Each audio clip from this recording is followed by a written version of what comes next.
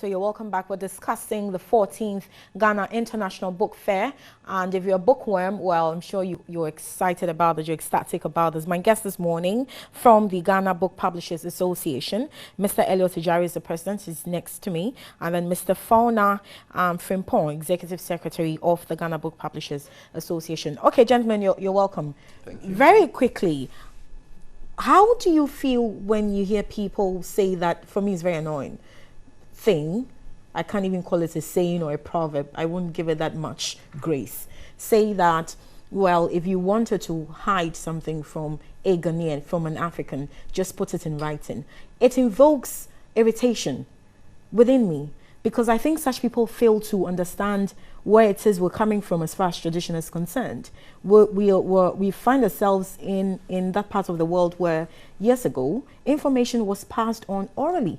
I don't think that it's an overnight affair to expect that we, lean away from this, this quickly. So how do you feel when you hear that? Put it in writing and the African man will not see, the Ghanaian will not see. First of all, let me say that, I share that sentiment. Especially if you're one who likes books and who reads. You feel irritated that somebody will classify all of us in that light. Because even though there's an iota of truth in it, yeah. Well, there's a reason why it's that way. Yes, there is some truth in it, because we all admit that we are not as avid readers as other societies, because you sit in a tube in London and the first thing you notice is that everybody is busy with a book or with a newspaper. Here you sit in a trotro and we are more engaged in either talking to the person next to you, or the radio is on and or the radio is on, or the new fad is that you have a television screen and people are watching a popular soap opera or something like that. So yes, there's some truth in it, but we also have to understand that it's happening within a certain context. It's happening within a context of our education. It's happening within a context of urbanization. You mentioned the fact about oral tradition, that in the past we had a society where critical knowledge was transferred to young adults who were transitioning from being children into adulthood. So they learn or they are socialized through a certain process.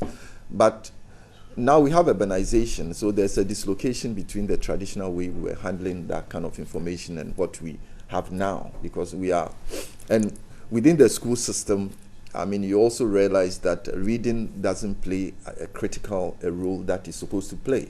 I was just mentioning that in other societies, you have reading being taught in the classroom. You have reading programs that start from KG all the way to maybe high school. But here we are more interested in getting our children to quickly go through the syllabus and make sure that they are exam ready. So or perhaps we're only still very steeped in tradition. I'll give an example. When it was in 98 or 99, when I went through the depot puberty rites, yeah. And the women, the queen mothers who taught us, because we were transitioned from girls, into adulthood, adolescence, for that matter. And the queen mothers who taught us did everything orally, how to please your husband, yeah. if you do get married, how to cook. Is it that we're so steeped in tradition, or can we revert from this, or find a way to still pass on such traditional information, but formally? Yeah, but that's why in most societies they transition from oral to books, because you needed to store that information in a certain format that can be accessed easily. And that's why this whole profession that we engage in came about, the publishing industry. It's important that that kind of information is stored in a way that is easily accessed by all in society who care to access it. So Mr. Fana, this has been holding since 1996, the book fair, the Ghana International Book Fair. What has patronage been like? Because I'm ashamed to say that I have never attended any of the fairs. It probably is because I never heard about it. It wasn't massively publicized. What has patronage been like over the years? Well, it started way back in 96, and I was in class 6. I was pretty much a kid. And we have not been doing quite well. And it's all because we don't have a reading society. because I mean it's purely for literate. I mean that is what we think it should be. I mean Ghana is not a reading society. That is why I mean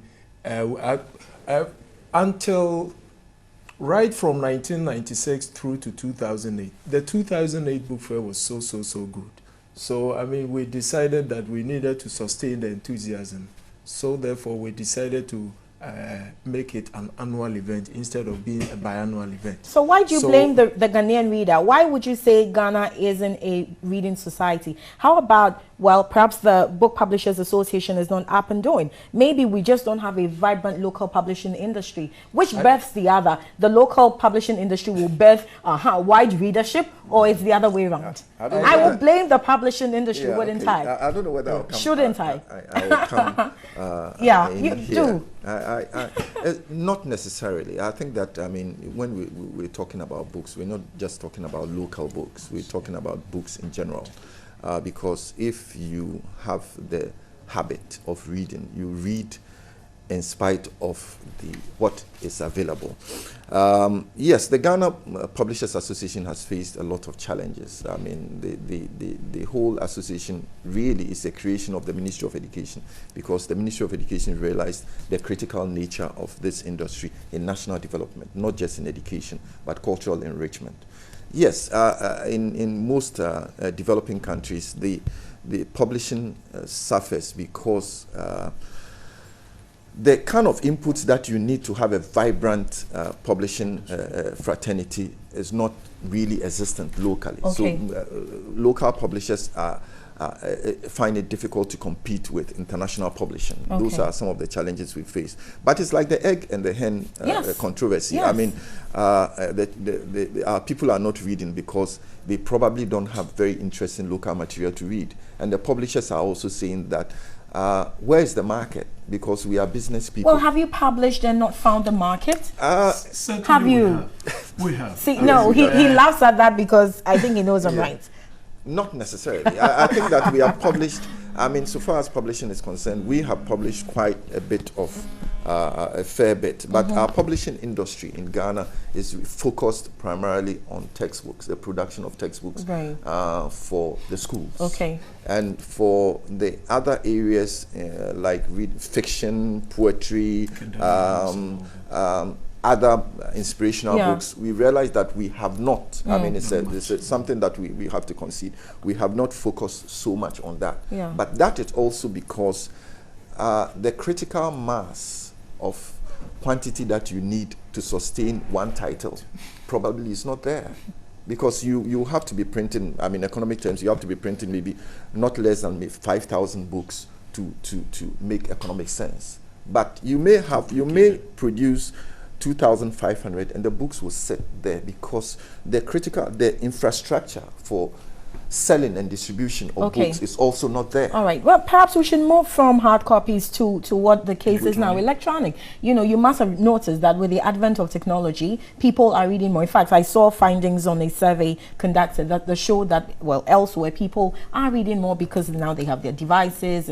But do you think this reflects on us in Ghana? Are we reading more because of the advent of technology? I don't know whether Fauna, if you want to come. Yes, if you want to come in, Fauna.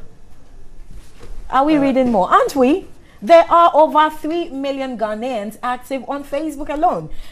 People read their posts, read everything. That's reading, isn't it? Or when you say reading, do you... You know, sometimes we normally say that Ghana is not a reading society. You said it a few minutes ago. Yes, yes. I mean, sometimes I may want to agree with them to some extent.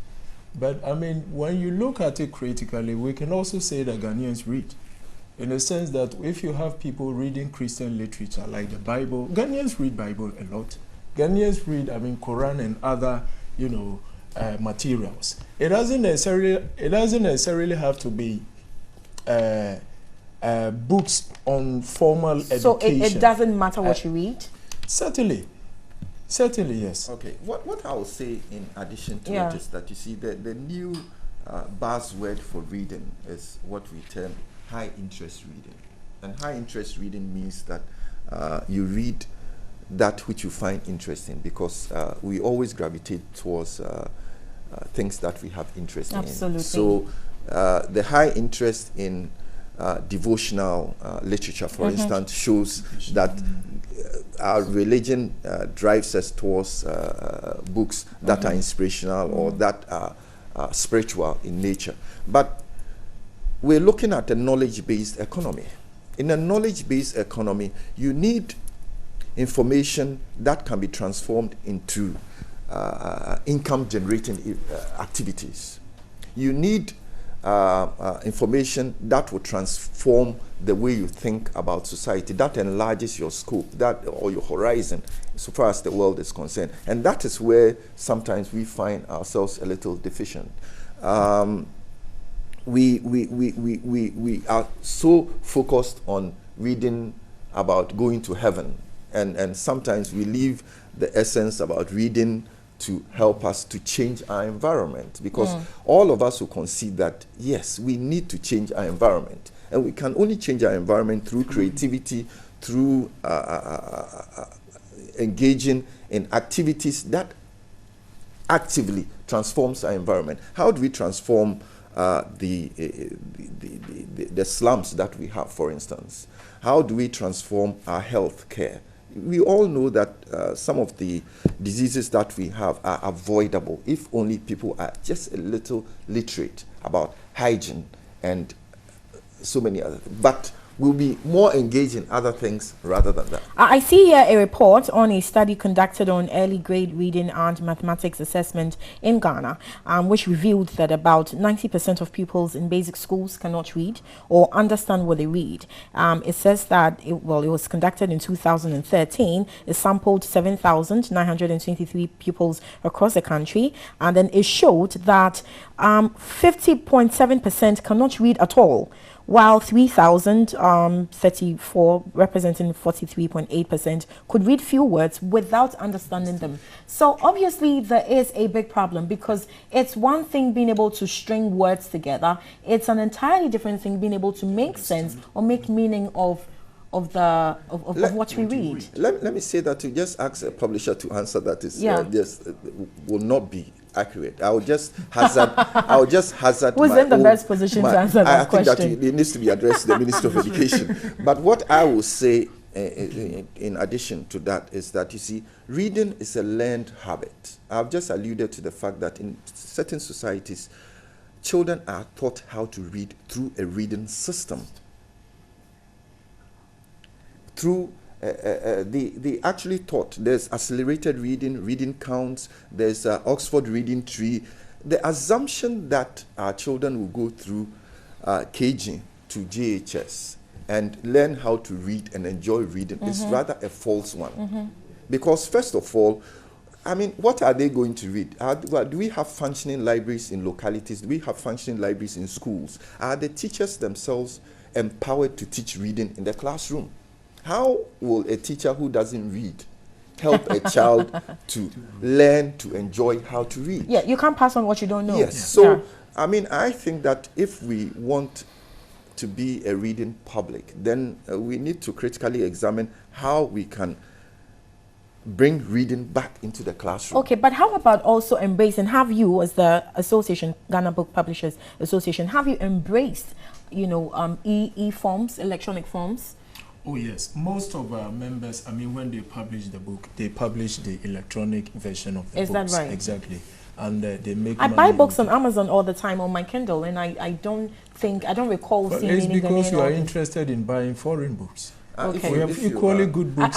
I like romance, and I haven't seen many Let me just do authors. a plug in here. I mean, my own small company, Smartline Limited, we have books on Amazon. If you Google Smartline, you see quite a number of books on Amazon. And we also have the book fair. All right, okay. So anyway, the book fair, we're told to wrap up now.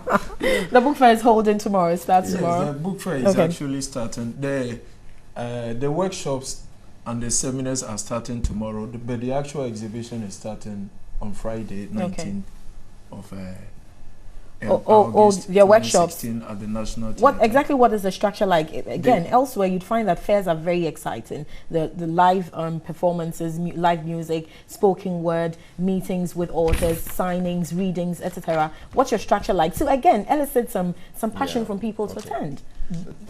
You want to go? Yes, quickly, Let me so we just can go quickly now.